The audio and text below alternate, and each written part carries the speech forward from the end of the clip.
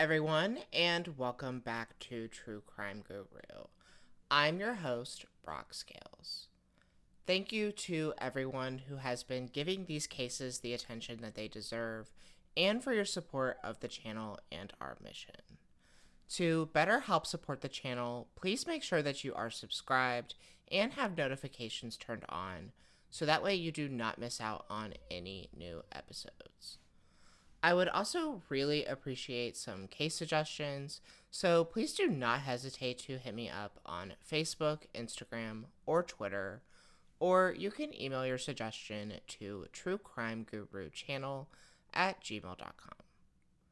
Today, I will be telling the story of Jessica Martinez, a 4-year-old girl who was abducted from her home in Bakersfield, California, on May 10th, 1990. Her remains would be discovered 11 days later, and poor little Jessica was brutally murdered by some unknown monster. Earlier this month marked 34 years since Jessica's murder, and this case being unsolved. However, I will get into how Jessica's murder could be linked to several other cases in California involving young, innocent girls. Just a quick disclaimer, today's episode is about crimes committed against children and does include the subject of sexual assault. So if this is content that you find triggering, this may not be the episode for you.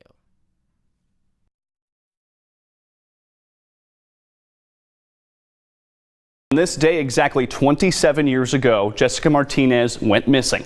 That kicked off an investigation, one that's now been haunting Kern County ever since. This year marks 32 years since 4-year-old Jessica Martinez vanished while playing outside her family's apartment. After missing for 11 days, her body was found 10 miles away in a field. To date, it is a cold case, which has left her family tormented with unanswered questions. 4-year-old Jessica Martinez was not your typical little girl. She wasn't super interested in playing with dolls or dress up. Jessica liked to be outside and play in the dirt. And just after dinner time on May 10th, 1990, she had asked her mother, Nellie Mesa, if she could go outside and, well, play in the dirt. Jessica usually stayed right outside in front of the apartment building where they lived and didn't really wander off or anything. So Nellie had no problem with this. Besides, her older brother, 9-year-old Rudy, was going to meet her outside in just a few minutes. Also, some reports said that there were other children out there, so Jessica was not going to be alone. Nellie had headed off to work, but Jessica's stepfather was home and was said to be supervising the children by watching through the window. However, he did say that he looked away for just a moment to tend to something else. When Rudy went outside to go play with his little sister, she was nowhere in sight.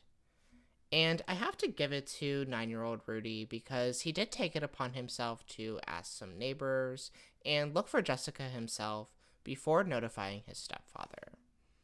Nellie said that as soon as she heard that Jessica was missing, she rushed home from work as fast as possible. Even though it wasn't like Jessica to wander off, Nellie was desperately hoping that this was the case, so the family was frantically searching the apartment complex and asking around, but no one had seen anything or Jessica. Nellie notified the Bakersfield Police Department, and within minutes, about 50 officers arrived to help search for the 4-year-old.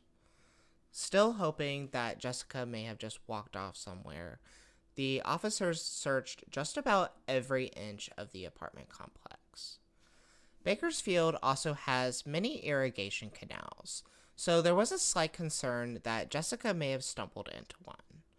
However, the possibility of her drowning in one of these canals was not on the table, because there had been a drought plaguing the area, causing the canals to be all dried up. But Jessica still could have fallen into one and hurt herself. So the Bakersfield PD had flown helicopters over them. And thankfully, Jessica was not in any of them hurt and in need of medical attention. but the downside was that Jessica was still nowhere to be found. Statistically, in cases like these, the likelihood of a parent or someone close to the family being involved is unfortunately extremely high. But the Bakersfield PD did not seem to think that that was the case here, and were confident that Jessica had been the victim of a stranger abduction, which are the rarest form of all child abductions. When it comes to the abduction of a child, the first 24 hours are the most critical, so time was of the essence if they wanted to find Jessica alive. Detectives wanted to look into the histories of all the residents of the apartment complex, which were then called the Timber Cove Apartments. But there were over 200 units in the complex, and this was way before the everyday use of the internet, so a task like this was not going to be an easy one. Detectives were also looking at recent parolees in the area that were convicted of sex crimes. When interviewing residents of the complex, detectives were really frustrated to find that literally nobody saw anything. So whoever grabbed little Jessica must have done it very quickly and got away. And the lack of a physical description of a suspect also made things increasingly difficult for detectives. When it comes to any case, the best way to get exposure is, of course, through the media. And detectives were able to get Jessica's disappearance featured on America's Most Wanted on Sunday, May 20th, just 10 days after Jessica's disappearance. This did generate about 60 calls to police with tips and sightings, but unfortunately, the search for Jessica would come to an end the very next day, and the outcome would not be what everyone was hoping. On Monday, May 21st, 1990, a man driving a tractor through a cotton field about 15 miles away from the apartment complex would make a discovery that he would never forget. A shallow grave was uncovered with the deceased body of a little girl lying inside, and it wouldn't take long before the body would be verified to be that of 4-year-old Jessica Martinez. Nellie was heartbroken, but also did say that she was thankful that Jessica was at least with God now.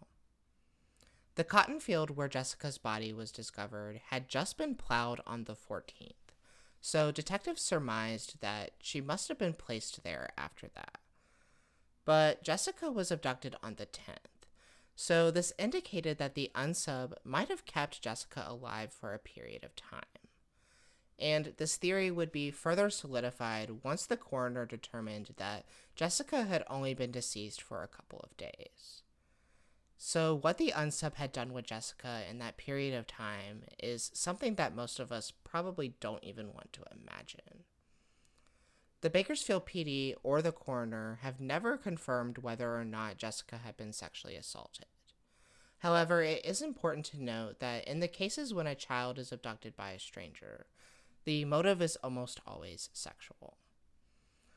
The coroner also did not initially release Jessica's official cause of death, but 2 months later, in July of 1990, a statement would be released confirming that Jessica had been strangled.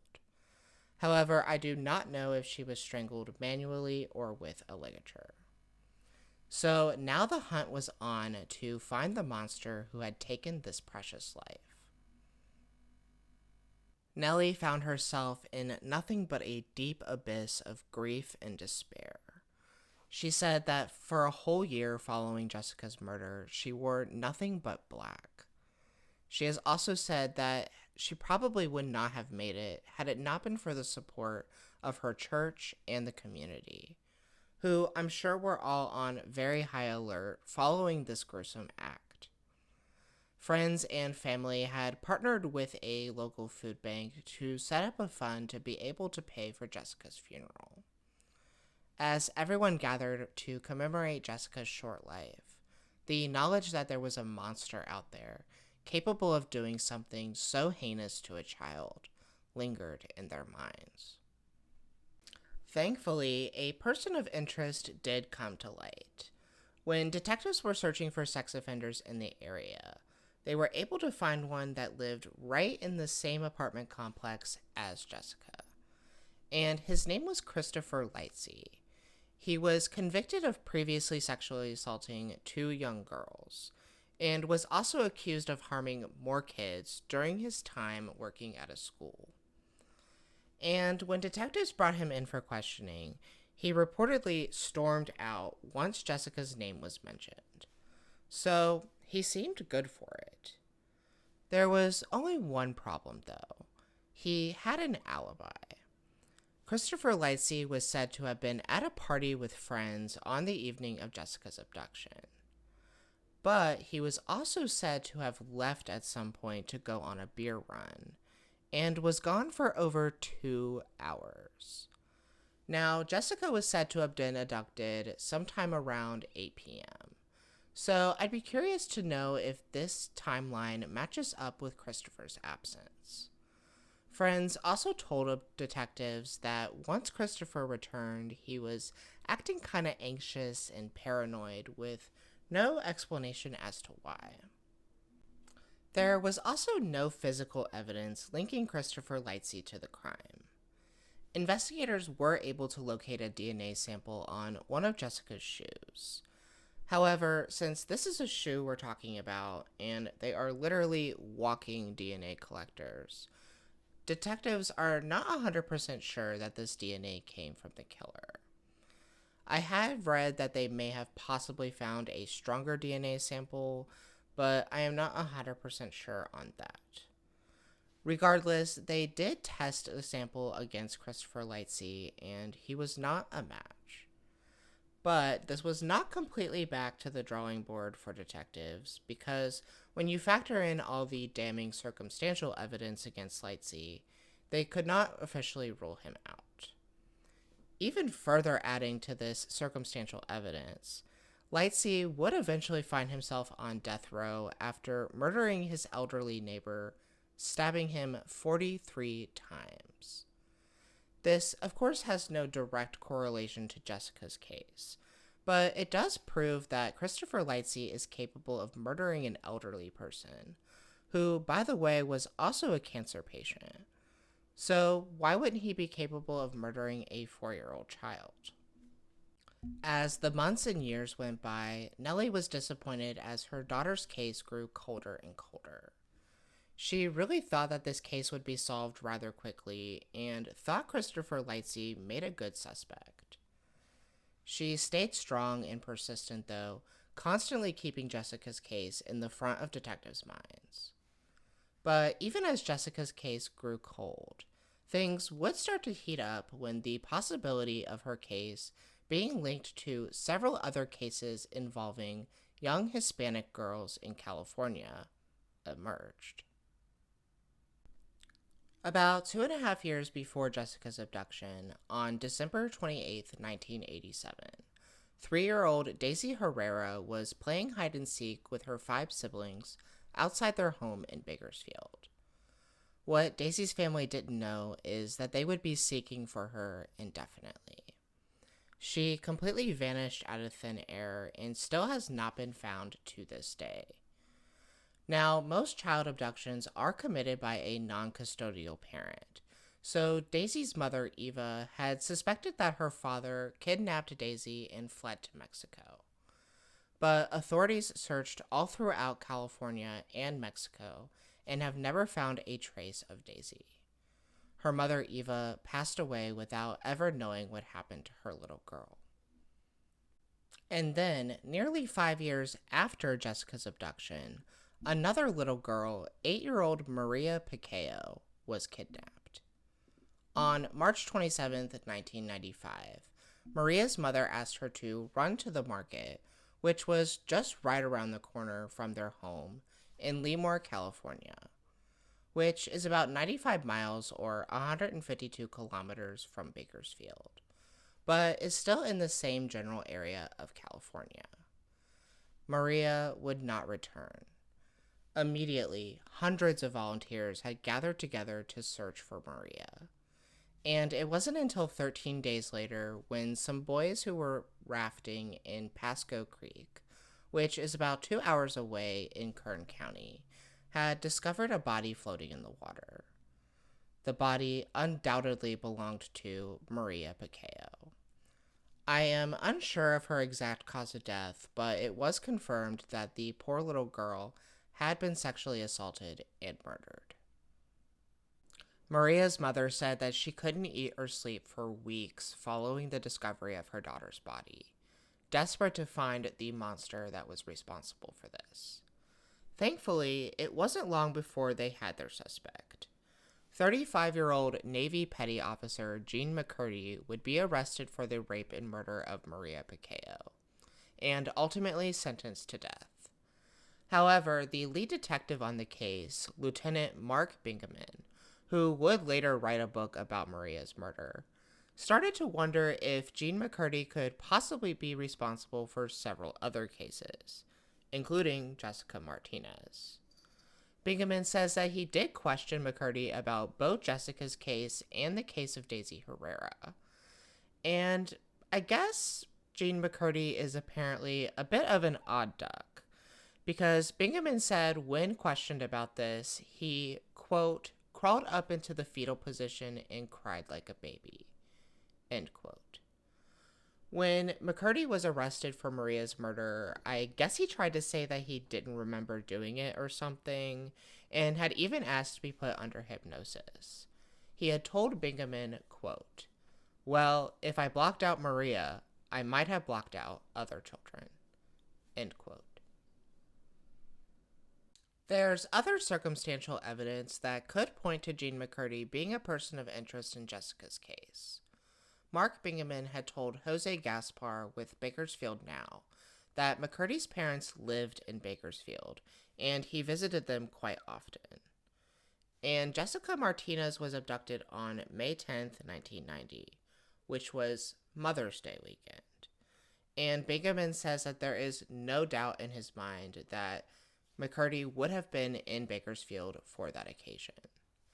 The only question that I have about that is, since there is evidence that Jessica may have been held for several days following her abduction, if it had been Jean Mccartie, then where would he have held Jessica? I also read a blog post on Medium.com that said that Jean Mccartie was on active duty for the Navy at the time of Jessica's disappearance, and was somewhere in the Indian Ocean. However, I did not read that anywhere else, so I do not know how accurate that information is. But the Bakersfield Police Department could have easily verified this with the Naval Criminal Investigation Service. Bingaman said that the NCIS was extremely cooperative with him during his investigation, and he wonders if the Bakersfield PD had tried this angle at all. He had also told Jose Gaspar that he relayed all of this information to the Bakersfield PD, but he kind of felt like he was being brushed off. Investigators also wondered if Jean Mccartie could be linked to yet another case involving a young Hispanic girl. Just a year before the abduction and murder of Maria Picao, in March of 1994, 10-year-old Angelica Ramirez, who went by her middle name Victoria, was abducted at a flea market on her way to the bathroom in Hanford, California. Hanford is about 86 miles or 138 kilometers from Bakersfield. Again, I know that seems a little far, but hold on, because I will tell you why it could still be connected here in a minute. Victoria's body would be located in a canal 2 days later, and it would be determined that the 10-year-old had been sexually assaulted and strangled. Which does sound really similar to both Jessica's and Maria's case.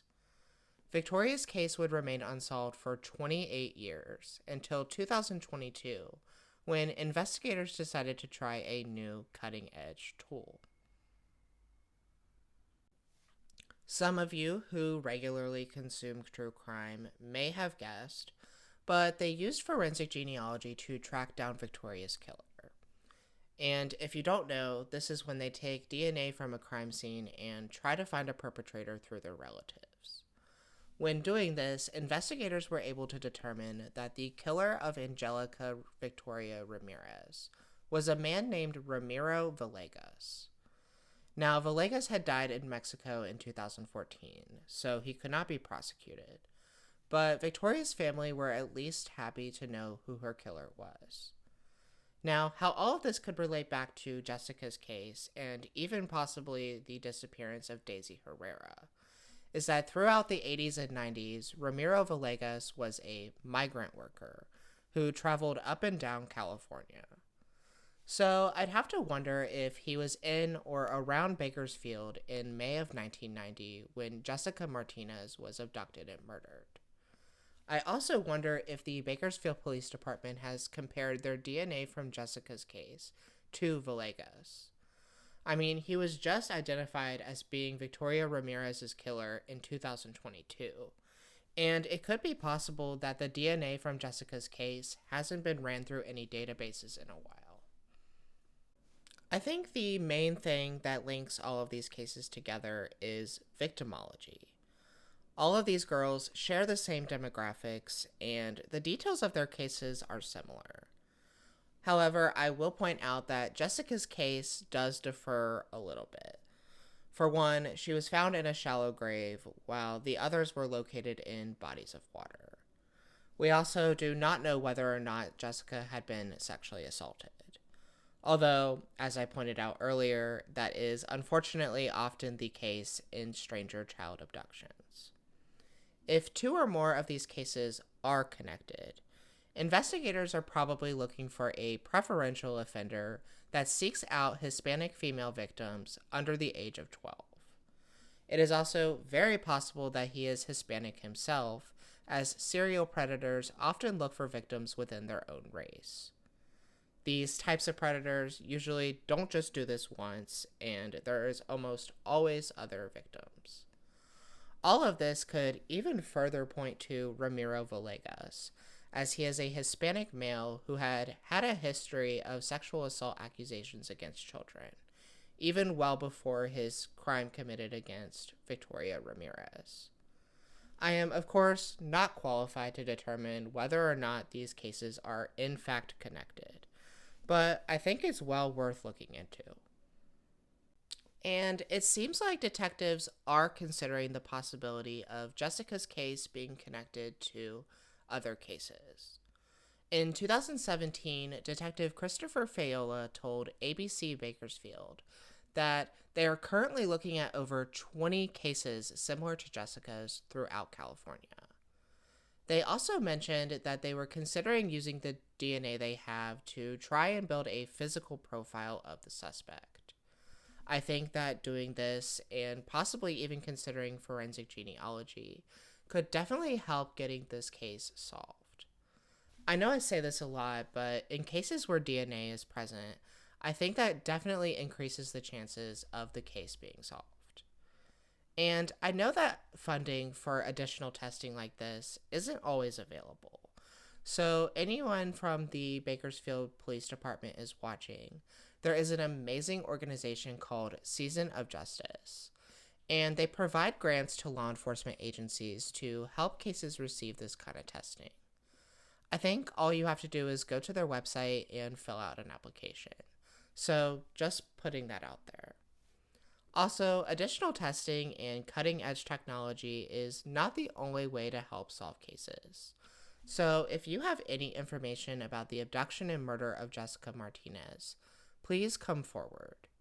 In 2022, California Governor Gavin Newsom put up a $50,000 reward for Jessica's case, and an additional $10,000 was offered by the Kern County Silent Witness Program. Nellie was elated when this reward was announced. She has not given up on getting justice for her daughter and has constantly stayed on law enforcement. She is also a driving force at the annual Victims' Rights March in Bakersfield every year.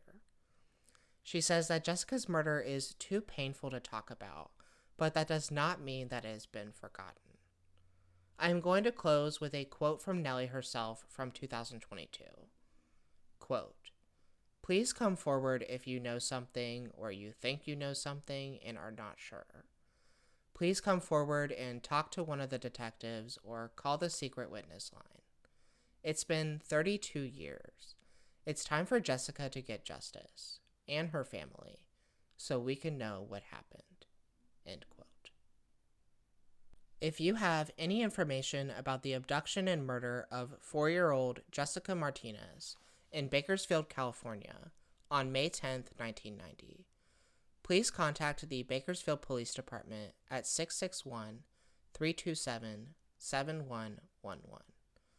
You can also tip anonymously with the secret witness line at 661-322-4040. In addition, if you have any information regarding the disappearance of 3-year-old Deisy Hererra, who was last seen outside her home in Bakersfield, California, on December 28, 1987, please contact the Kern County Sheriff's Office at 805-391-7500. You can also call the Child Find of America at 800-426-5678. Deisy was last seen in a white mesh t-shirt that had a horizontal pink stripe and a vertical blue stripe, pink sweatpants, and white sneakers. She was wearing bar-type earrings and had noticeable scars on her neck, left buttock, back, right shoulder, kidney area, and her left elbow. Deisy was 3 years old at the time of her disappearance and would today, in May of 2024, be 40. She stood 3 feet tall and weighed about 40 pounds. She was Hispanic with black hair and brown eyes. Thank you everyone for watching, and I really hope that you enjoyed this video. I ask everyone to please share Jessica's story so that we can get the word out there. You can find additional information about the channel and the cases we cover on Facebook, Instagram, and Twitter. So go ahead and give us a follow on there. While you're at it, please make sure you are subscribed and have notifications turned on.